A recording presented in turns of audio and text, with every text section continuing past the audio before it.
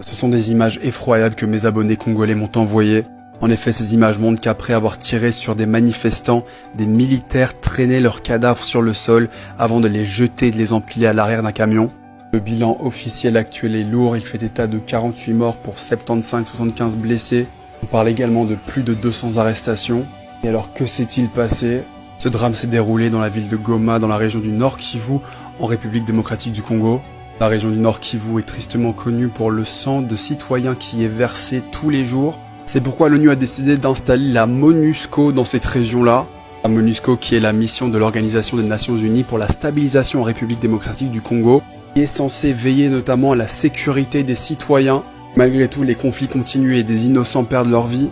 C'est pourquoi beaucoup désirent le départ de la MONUSCO de la région. C'est ainsi que cette semaine, selon l'État congolais, une secte aurait appelé à manifester contre la MONUSCO. La manifestation leur avait été interdite. Ils avaient tout de même décidé d'aller manifester. Voici ce que l'État congolais a expliqué selon des propos recueillis par la BBC Afrique.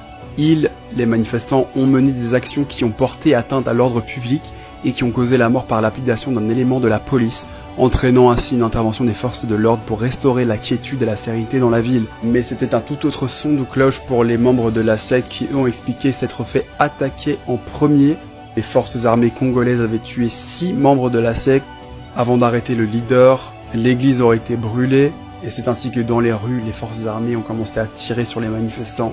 Et comme je vous l'ai dit, les images sont claires, on les voit tirer, traîner des cadavres sur le sol. À présent, l'ONU réclame une enquête. Bintou Keita, la représentante du secrétaire général de l'ONU au Congo, a dénoncé ces violences de la part des forces armées.